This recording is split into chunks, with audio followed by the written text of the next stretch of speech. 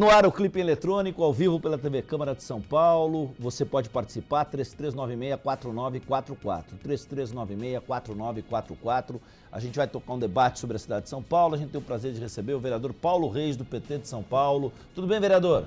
Tudo bem, Wagner. Como vai você? É um prazer, após todo esse processo eleitoral, que nós ficamos bastante ausente aqui da TV Câmara, está de retorno. Desejar aqui boa tarde ao vereador Ari Friedenbach.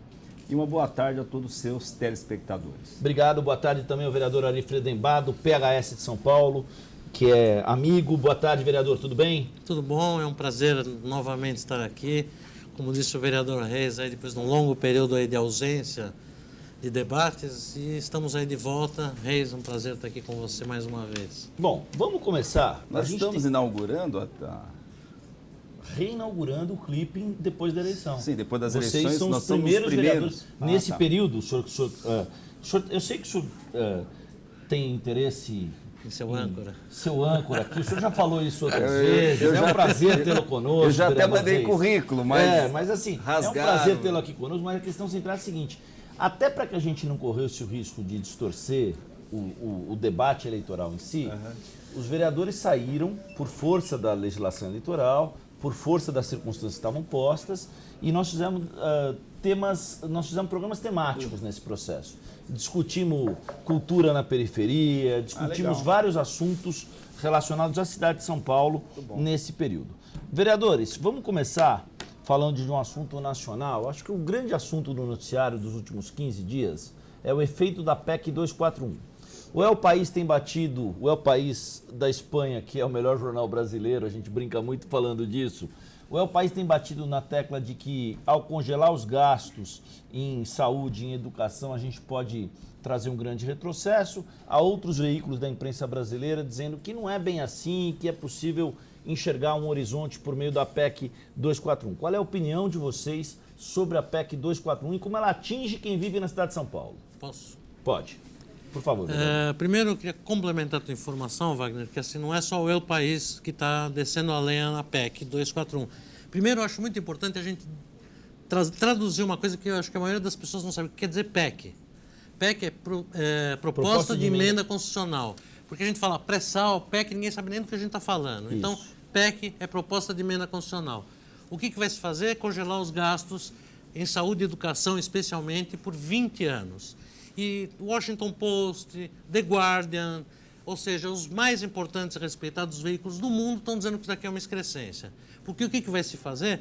Vamos não só acabar com o ensino público no país, como vamos acabar com as pesquisas que são feitas nas universidades públicas, ou seja, a produção científica do Brasil vai ficar zero. E eu nunca ouvi falar em algum país no mundo, para resolver uma crise, cortar verba de educação. Você pode parar de construir ponte, você pode parar de dar tantos benefícios a algumas classes privilegiadas, você pode aumentar o imposto sobre grandes fortunas. Agora, reduzir gasto de educação, eu nunca ouvi falar. E eu sempre gosto de dar o exemplo da Coreia do Sul, que hoje é um padrão de cultura, de educação, de bons produtos. E isso só aconteceu porque a Coreia investiu uma soma gigantesca do seu PIB em educação. Ou seja, melhorar um país, qualquer lugar do mundo, é investir em educação. E antes da saúde, inclusive, porque um povo bem educado gasta menos em saúde, inclusive. Então, é uma coisa que eu estou absolutamente assim, revoltado de ver o silêncio da nossa imprensa em relação ao maior golpe nesse país que aconteceu, que é cortar a verba de saúde e de educação. Não vai sobrar pedra sobre pedra. Daqui 20 anos o país está com certeza pior do que muito país da África. Agora, é isso que vamos conseguir. Esse cenário que está posto, vereador Ari, o senhor foi muito preciso na resposta, mais uma vez. Esse cenário que está posto, ele é um cenário que ele limita esses gastos por 20 anos. E aí o senhor foi muito perspicaz em citar o exemplo da Coreia do Sul. Faz pelo menos uns 15 anos, quando a gente debate a educação, nós não estamos falando de governo Lula, de governo Dilma, de governo Temer, de governo Fernando Henrique. Faz uns 20 anos que a gente ouve essa ladainha de que se a educação no Brasil tiver que ser transformada, é preciso que a gente se inspire no modelo sul-coreano. Eu mesmo vi alguns documentários no Futura sobre essa associação. Vejam só a que ponto chegamos. E agora vem essa informação. É possível construir um bom país sem que a educação seja o ponto de partida para isso? De forma alguma, né? A educação é tudo. E a educação está muito ruim das pernas, né? Mesmo com essa PEC, com essa questão do congelamento, hoje o estado de São Paulo, principalmente, que pode dizer o estado mais rico da federação, a educação está na UTI, né? Professores com salários indignos, né? Salários indignos. E eu tenho visitado as escolas estaduais, eu visito as escolas municipais, mas não deixo de visitar as escolas estaduais até para ver as condições que as escolas estão oferecendo aos seus alunos. E o cenário é de destruição. O cenário, o ambiente escolar, o ensino médio, as escolas estão destruídas. Escolas aí de 40, 50, 60 anos que não tem manutenção, que os professores dão aulas em condições indignas, né? Que não há uma quadra para práticas esportivas, ou quando há, ela está toda deteriorada, destruída, sem cobertura. Realmente, você não sente muito prazer em visualizar o aspecto, né, físico das escolas que nós temos no estado de São Paulo, né? Vereador Reis. E a saúde, a questão da saúde, né? Parece que é uma coisa que não resolve nunca. Desde que eu era criança, que eu vou acompanhando, você não tem solução para os problemas de saúde. Entra governo, sai governo, cada um conta uma história, cada um inventa uma história que vai fazer isso, aquilo outro, mas você não tem solução. Você tem pessoas ainda em corredores, pessoas na fila, pessoas esperando por meses para fazer exames, e agora com esse congelamento, que a gente fala da saúde e da educação, mas esse congelamento não é só na saúde e na educação. Ele atinge, inclusive, os servidores públicos. E atinge os servidores públicos de todas as instâncias, federais, estaduais, municipais. Né?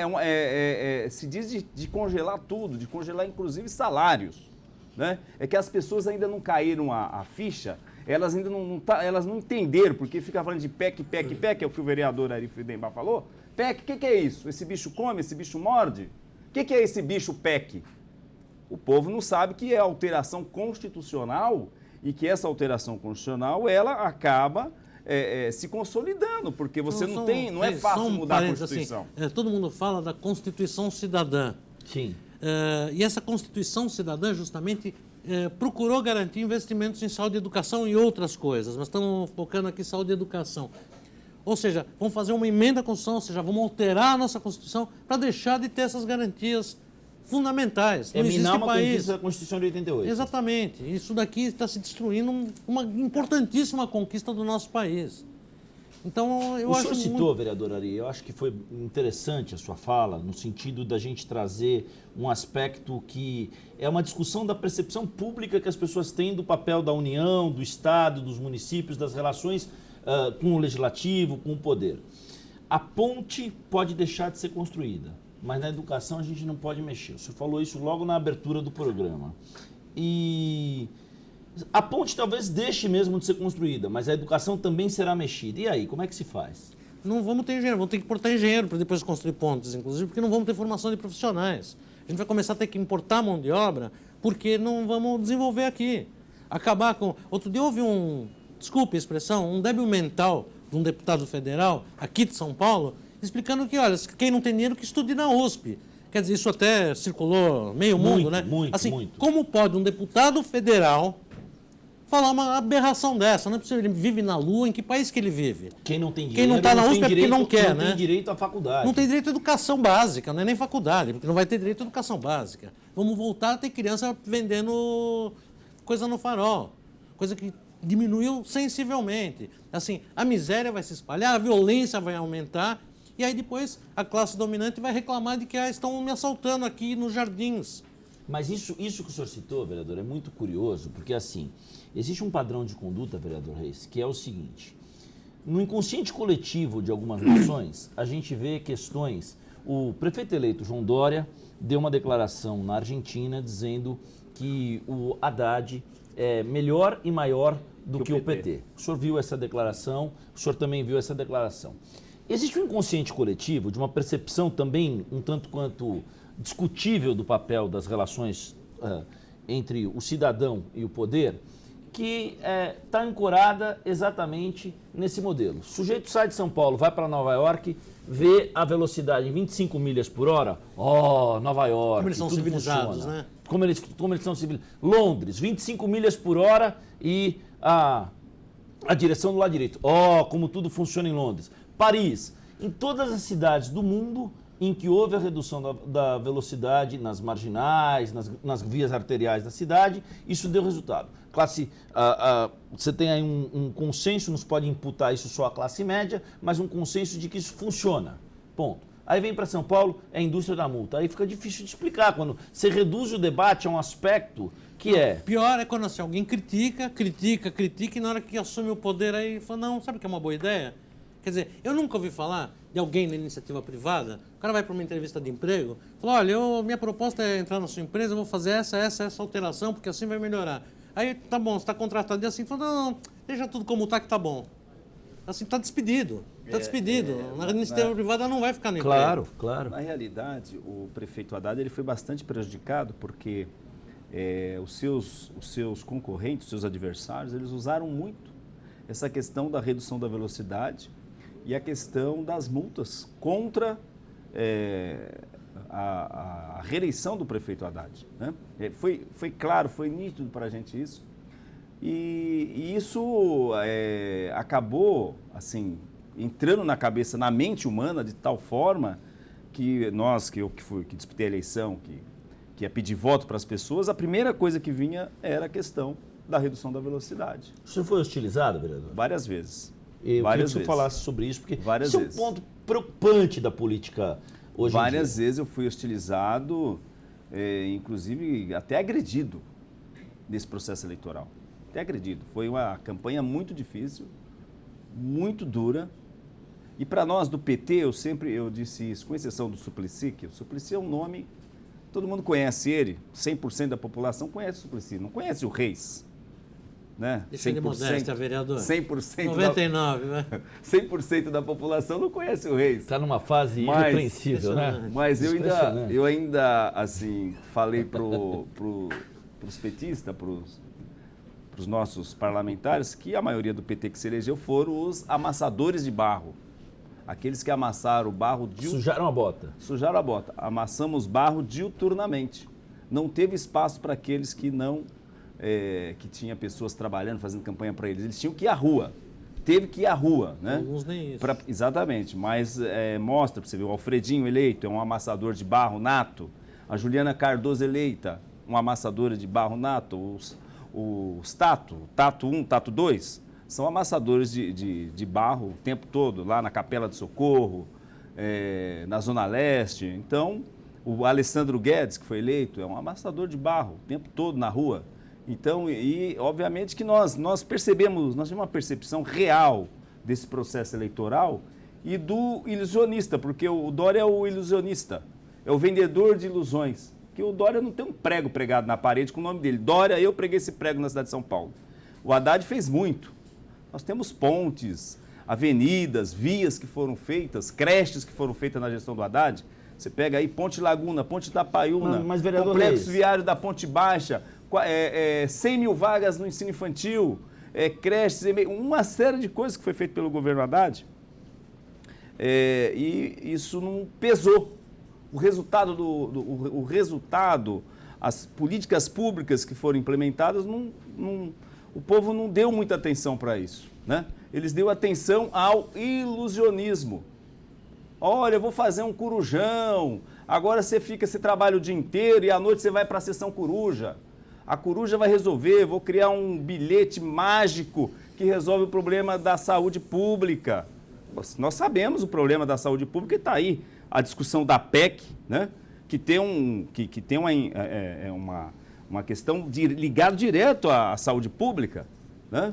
Da proposta de emenda constitucional. Você entendeu? Né, e que a saúde ela é uma questão que envolve, não é só a Prefeitura de São Paulo, ela envolve o Estado, ela envolve a União, ela envolve todos os entes da federação. Proposta de emenda constitucional, vereador Reis, e o vereador Ari foi muito feliz nessa tradução, é uma forma de você reescrever o que estava escrito com outras palavras, com outra conotação e mudar o texto constitucional. Simplesmente isso. Né? Agora, É falando que há um pouco aqui... eufemismo charmoso aí, né, vereador? PEC 241. não, fica uma coisa bonita. Agora, ninguém sabe o que estão falando. Agora, usando um pouco do gancho do que o vereador Reis estava falando, de amassadores de barro e tal, para mim ficou muito claro, nesse processo eleitoral, do qual eu saí mal, não fui reeleito, infelizmente, assim, para mim ficou muito claro algumas coisas. E uma coisa muito importante é que a gente precisa, urgente, parar para discutir reforma política de verdade. Tá?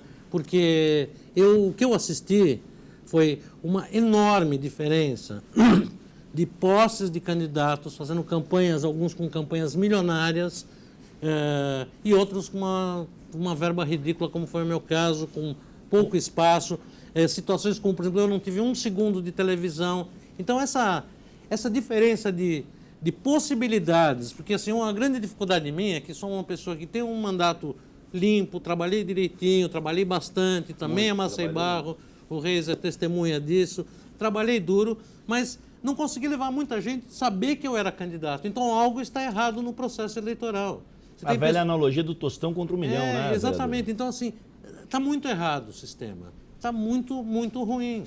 Então, a gente precisa realmente pensar em alterações importantíssimas. O financiamento de campanha é uma questão fundamental a ser discutida com seriedade, não com medidas como essa, que foi a coisa mais imbecil que se inventou, foi essa forma de doação de campanha. Assim, se prejudicou quem quer trabalhar de forma limpa, transparente, se impossibilita esse tipo de coisa. Se transformou num processo kamikaze. Beneficiou quem tinha dinheiro. Mas que veio não sei de onde, né? Não, mas para quem tinha patrimônio... Mas quem tem patrimônio, quem põe, vamos falar a verdade? Quem põe patrimônio pessoal para a campanha? Vários falaram. Vários falaram, é verdade, vários falaram. É verdade? Inclusive, tem vereador aí que colocou mais do que ganha em 4 anos. Como é que fecha essa conta? Vamos falar de verdade? Vamos parar de fazer de conta? Não é possível que um vereador ponha mais dinheiro do que vai ganhar em 4 anos de salário aqui na Câmara Municipal. Alguma coisa está errada. Então vamos parar de enganar. Porque se faz leis imbecis, e os doadores? De uma forma, entendeu? Permitir um vereador doar 100% do seu patrimônio para a campanha é enganar o povo, é enganar o próprio companheiro de plenário. Mas aí o senhor esbarra, vereador Ari, na questão central, que é a mudança... Primeiro, nós tivemos aí uma campanha meteórica, fixada lá atrás, ainda quando o Eduardo Cunha era presidente da Câmara, uma campanha de 45 dias, meteórica... Vira 30, Eduardo né? Cunha é aquele que está solto dias. ainda, né? É aquele que não foi preso, né? Sim, que nem vai, né? Que está passeando. O processo foi parar na mão do Moro ontem. E vai ficar na mão do Moro, pelo jeito, né? Não há interesse de prender o Eduardo Cunha, porque ele vai denunciar um monte de gente, Você acha vai delatar que vai mais de 240 Quem vai correr o risco de deixar me abrir a boca? Dizem né? que tem mais de 240 deputados envolvidos nessa operação, então Eu vi eles não vão 300 prender ele vezes. porque ele vai delatar todos eles. Quem vai processar esse homem? Então vão manter ele na geladeira, não vai ter prisão para ele. Sim, mas a questão central o vereador Ari trouxe um elemento interessante para o debate, que é preciso discutir mais a fundo, além do que já foi posto, o financiamento de campanha. Esse é o eixo do que o senhor disse. E eu acho, viu, Ari? Porque aí a gente vai ter uma coisa mais transparente. Isso aqui assim, se tentou melhorar alguma coisa, se é que era essa ideia, eu duvido, porque não é possível que os nossos cérebros, os nossos grandes ideólogos os grandes pensadores inventaram uma coisa tão imbecil como essa, que é essa forma de financiamento de campanha. Agora, o financiamento de campanha não é parte de algo muito maior, de uma célula muito maior chamada reforma política? E sem dúvida nenhuma. Vereador Ari, por exemplo, a questão do número de legendas no Brasil. Não é possível, a gente não tem 40 ideologias diferentes. Não existem 40 pensamentos diferentes. Você pega como é que fala? Os partidos políticos. O escopo da lá de formação do partido, é tudo igual. Entendeu? É copia-cola aquilo. Então, ou seja, você tem partidos como desse Levi Fidelis, por exemplo, desde que eu me conheço por gente que está aí com aerotrem, vendendo espaço na legenda. O homem vive disso. Alguém não sabe disso? Vamos parar de fazer de conta, gente. Sabe, assim, tem que caçar um partido desse. Uma legenda que vende espaço tem que ser caçada. E eu estou usando só esse homem aí como exemplo. Não é houve uma eleição, vereador, o senhor citou um caso, até seria interessante, porque houve uma eleição em que foi muito curioso, que ele sugeriu, e conduziu seriamente essa sugestão. Ele queria abaixar a calha do Rio Tietê, e fazer uma avenida em cima. Construir outra marginal em cima e ainda o aerotrem em cima de tudo. E depois em cima do aerotrem será o avião. Não era o Maluf que estava com essa ideia? Não era essa eleição, nós estamos falando de uma eleição de 10, 12 anos. O Maluf também mostrou. Uma eleição de 10, 12 anos, ó. Maluf rouba mais, faz. Cria um buraco maior ali, rebaixa o Rio Tietê e mete uma avenida em cima. Genial, é um bom projeto aí. Tá vendo? Não tinha pensado. Agora, essa questão do tempo de campanha não é só a questão do financiamento, né? A questão do tempo de campanha, os 45 dias, porque a gente fala 45 dias, mas é bem menor do que isso. Porque a partir daquele dia, do dia 16 que você podia fazer campanha, mas você tem que aguardar ter o CNPJ da Receita, você tem que ter sede, você tem que começar... Você tem que abrir contas, você tem que arrecadar, você vai mais uns 10 dias. Prestar contas da campanha diariamente. Vai mais uns... Você percebe? Ou seja, a campanha, eu ainda hoje estava conversando com o vereador Ricardo Yang e falei assim, parece que não teve campanha em São Paulo. Bom, você não via, dia antes das eleições não tinha nada na rua. Você não tem aquele sentimento que teve um processo eleitoral que elegeu um prefeito, passou 55 vereadores. Cidade Limpa virou cabeça limpa. As pessoas não sabiam nem quem votar, porque ninguém sabe nem quem é candidato aqui. Assim, uma coisa é você emporcalhar a cidade, outra coisa assim, momento de eleição é uma hora de pôr o cavalete na rua. Eu não gosto do cavalete, tá? Mas é hora de você levar as pessoas a saber quem é candidato. Então, existe uma questão bem simples. Eu voto na Vila Mariana. Limpo e legal. A minha mulher vota em Interlagos. Olha, tinha panfleto... Bom, é que tem regiões da cidade que tem uma legislação diferente. Né? A Zona Sul é uma área que o Reis conhece bem, que parece que é outro país, né? Eu fui para a Zona Sul algumas vezes durante a campanha. Tem donos e, assim, o que é permitido lá não é permitido aqui. São legislações completamente diferentes. É verdade. Eu vi faixa de vereador, vi cavalete, eu vi de tudo ali na Zona Sul. A Justiça Eleitoral não viu. Ninguém viu, ninguém... Tá lá, fizeram o que quiseram. Eu vi bueiro, levei minha mulher para votar, vi bueiro entulhado de panfleto. Bom, eu moro na Avenida Higienópolis, eu não vou dizer o nome do companheiro aqui, mas assim, aquela coisa que fala forração, né, que o pessoal joga papel para forrar o chão com os santinhos. Tem um companheiro aqui que forrou a Avenida Higienópolis. Nem do bairro é, mas forrou. Ele é da Zona Sul. Vamos lá. Não. Vereador Paulo Reis... Entre mortos e feridos, salvaram-se todos? Vamos ver essa notícia da Folha de São Paulo. Mortes no trânsito de São Paulo sobem pela primeira vez no ano. Quantidade de vítimas em agosto cresceu 14%, foi a maior na cidade em 14 meses, segundo o levantamento do próprio governo. A matéria assinada pelo Rafael Hernandes está na página B, de bola, 3, da Folha de São Paulo de hoje. E eles trazem, a cidade de São Paulo teve em agosto a maior quantidade de mortes no trânsito em 14 meses, pela primeira vez no ano, houve um aumento também de 14% no número de vítimas. Os dados foram levantados pelo InfoSiga, Sistema de Informações do Governo Paulista, que inclui os registros da Polícia Civil, os atendimentos da Polícia Militar e Rodoviária Federal. 103 mortos em acidentes de trânsito superaram os 90 de agosto de 2015, primeiro mês após a redução nas velocidades. Eu queria que vocês falassem sobre esse assunto da variação das mortes na capital em relação ao mesmo mês de 2015. A primeira pergunta que eu queria fazer é que ou você não contou para a gente, ou a matéria não contou, mas provavelmente a matéria que não contou, como é que foi feito a forma de apuração desses números? A metodologia? A metodologia. Porque antigamente, se o cara sofreu um acidente de trânsito aqui, ia para o hospital e morrer no hospital, já não era a causa do acidente.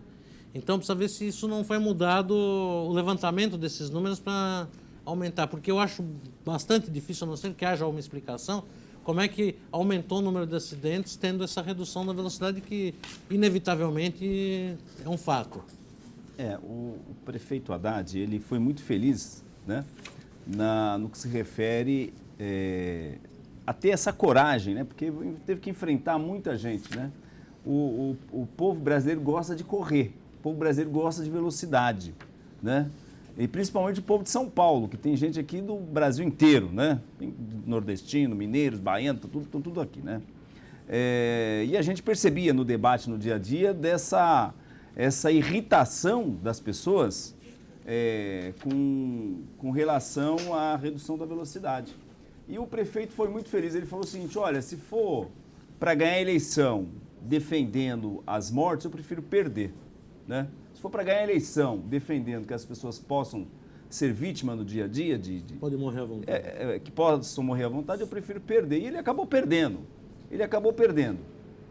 E vários debates que eu deparei no dia a dia, me trouxe um rapaz lá, um motociclista, me trouxe 6 multas. Falou assim, olha, eu não vou votar no Haddad, porque olha aqui a quantidade de multas que eu recebi. E eu comecei a fazer uma análise nas multas, o Wagner, e das 6 multas, 2 eram de velocidade e 4 multas eram da Polícia Militar. Essa questão de indústria de multa que é atribuída à prefeitura, as pessoas às vezes recebem uma multa e aquela multa não foi gerada pela prefeitura, né? Você tem 20 mil policiais militares em São Paulo que tem um talão de multa. Você tem 20 mil policiais que tem um talão de multa que muitas vezes multa porque não foi com a sua cara.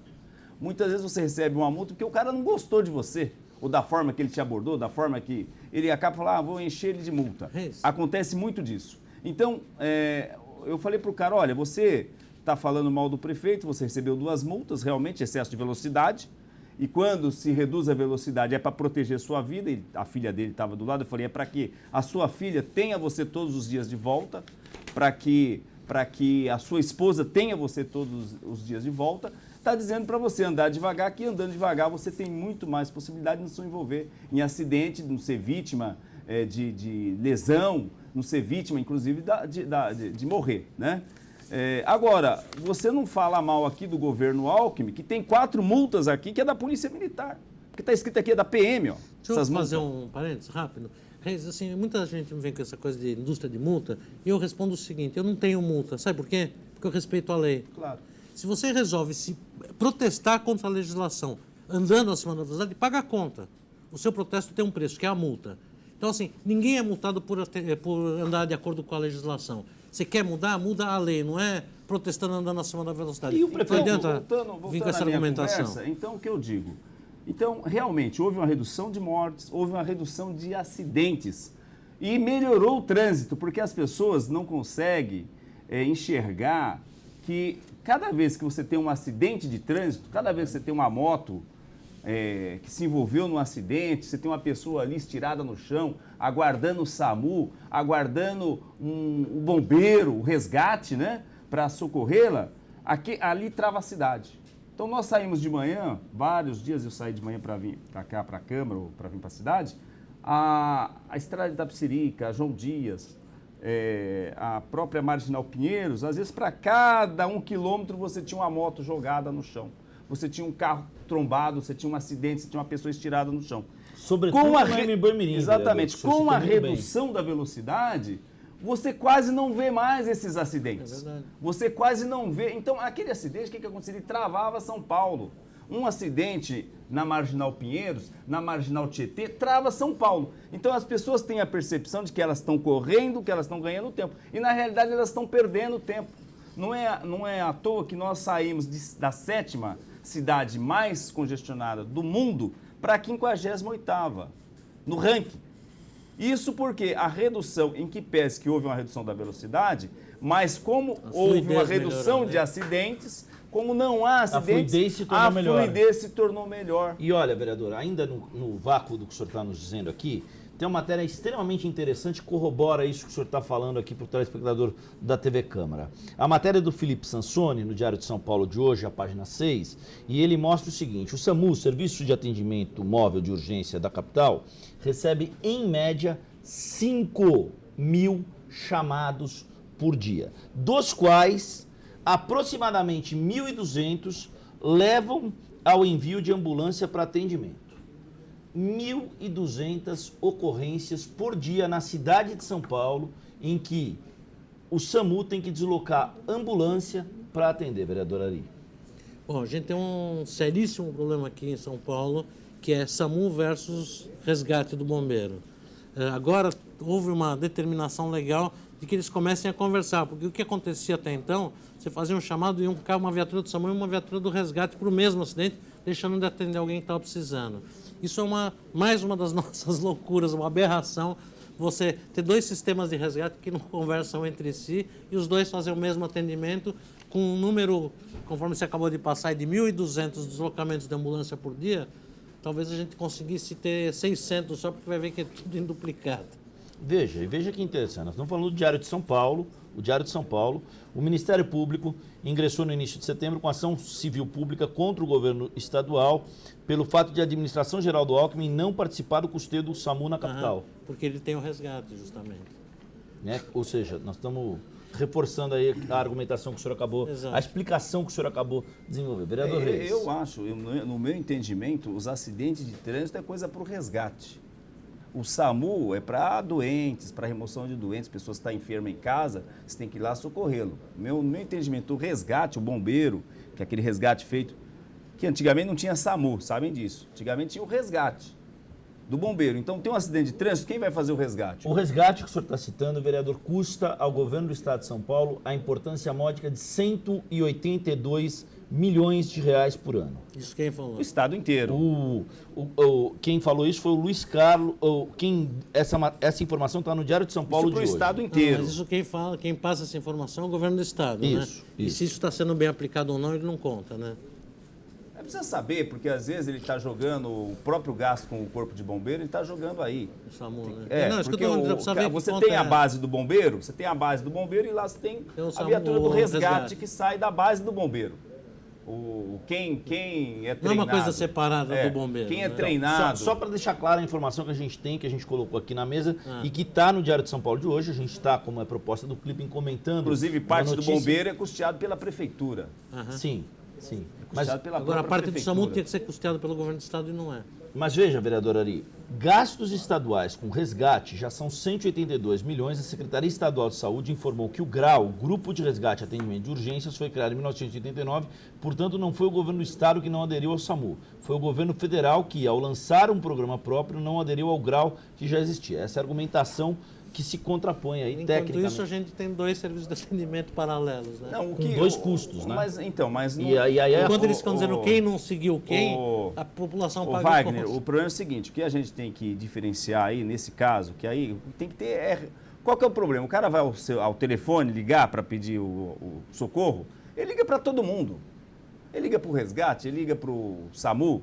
O que teria que ficar caracterizado para a população é qual é a atribuição de cada um. Desculpa, qual é a atribuição? Não é assim que funciona. Assim, a população não tem como entender. Quem tem que atender a telefonista, a atendente, que vai disparar para cá ou para lá. Vai identificar. A população liga, sei lá, 190, eu Mas isso tem que ser feito via software, né, vereador? Cidades, as cidades mais modernas do mundo. A pessoa liga quer socorro, não quer saber se é polícia, se é... Qual que é o número do bombeiro? Qual que é o telefone do bombeiro? 991, 93. E qual que é o número do SAMU? 192, não é isso? 192. Você viu que são números diferentes? Mas o camarada, quando ele liga no 92, ele liga no 90, ele liga no... Não, mas isso que eu tô falando. Liga em todos os liga números. 90 vai distribuir. Mas não é a mesma cabine, não é o mesmo... Mas tem que não ser. é a mesma pessoa que está recebendo. O que a população precisa saber é o seguinte, olha, acidente de trânsito, o resgate é para quê? Para acidente de trânsito? É para acidente de trânsito? Olha, pessoas enfermas... Pessoas que estão em casa, enferma. Isso na prática não vê. Não é o resgate que vai lá. Você acabou de ser atropelado.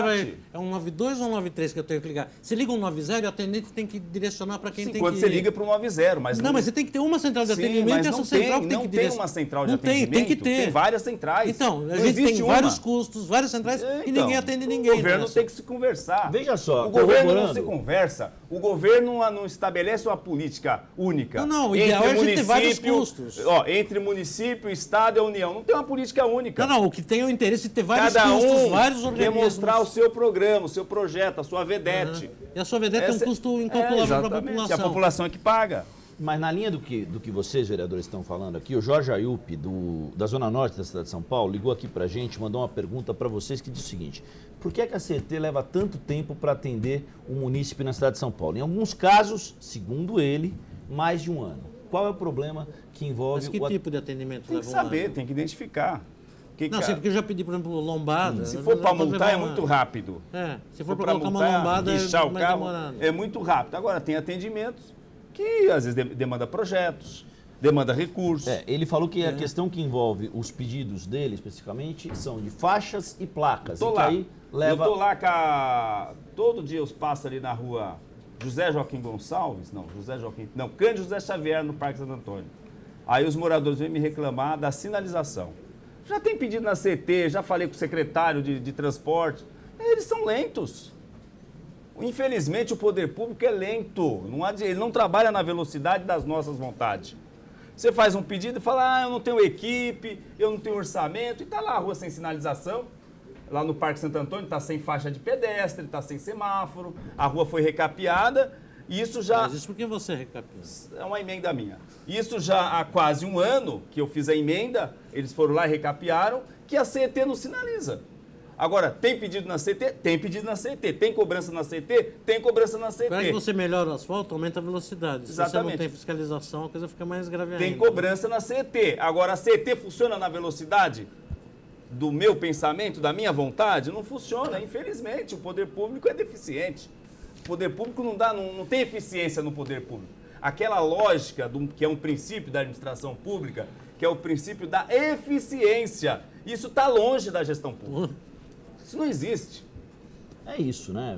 Vamos continuar acompanhando. Porque o que nós... Veja bem, ele está falando, por que demora tanto? Primeiro, porque não há eficiência na administração pública. Não há. Porque se houvesse, daria-se um jeito e já estava pintado as faixas. Né? Depois, tudo na administração pública é muito lento. Eu vou lá e falo com o secretário, olha, precisa fazer. Aí ele fala com o seu subalterno. Aí o seu subalterno lá, o seu diretor de divisão do departamento, mas eu não tenho o recurso, eu não tenho a equipe. Aí não faz. Aí fica esperando o princípio da oportunidade. Sem dúvida. E eu tenho coragem de vir aqui falar para eles. Viu, secretário de transporte, que você é lento, ineficiente. Tem coragem de vir aqui falar. Legal. Vereador Reis, vereador Ari, obrigado mais uma vez pelo bate-papo com a TV Câmara. Espero contar muitas vezes com o senhor aí até o fim desse ano e que a gente possa debater os problemas da cidade de São Paulo. E eu não sou da oposição não, viu? Ô, vereador Reis, Nem eu. o senhor está antecipando a pauta do ano que vem? O senhor está querendo... É um treinamento? É um treinamento pro que vem? É só um esquenta. Vereador Ari, obrigado pelo bate-papo, obrigado pela atenção. Obrigado Sua pelo mensagem carinho. final aí. Bom, a minha mensagem final é que precisamos debater com muita seriedade a questão da reforma política. Isso eu acho que tem que ser um dos principais objetivos dos nossos legisladores, não é reduzir verba de educação e saúde, e sim mudar a cara da nossa política. Tem gente boa e tem muito político bom, essa coisa de político, todo mundo é ladrão, é mentira, não aceito porque eu não sou ladrão, o Reis não é ladrão, e eu conheço muita gente que trabalha de forma séria. Então, é não aceitar, é valorizar quem trabalha direito, e essa valorização passa por uma profunda reforma política no nosso país. Legal. Vereador Reis, sua mensagem final. Olha, 30 segundos para o senhor, vereador. É impossível. é possível. Não há como. Eu quero aproveitar esses 2 minutos que eu tenho aqui para falar, para agradecer aos 29.308 eleitores que confiaram em mim para que eu permaneça aqui na Câmara Municipal por mais 4 anos. Conte sempre comigo. E, obviamente, com o apoio do Ari Friedenbach, que várias vezes, né, me dava conselho, orientação, como realmente fazer a campanha para atingir os nossos objetivos. E foi uma campanha difícil, mas vitoriosa. Então, todos vocês, eleitores da cidade de São Paulo, meu muito obrigado, e pode ter certeza de que esse vereador vai estar os 4 anos aqui defendendo os interesses da nossa população. Muito obrigado, e muito obrigado aqui ao meu amigo Wagner, e obrigado ao vereador Ari Friedenbach, e dizer que eu sou o Reizinho Paz e Amor. Até quando? Não sei. Legal, obrigado a vocês, obrigado a você que nos acompanhou aí no Clipe Eletrônico, TV Câmara São Paulo, informação para a cidadania.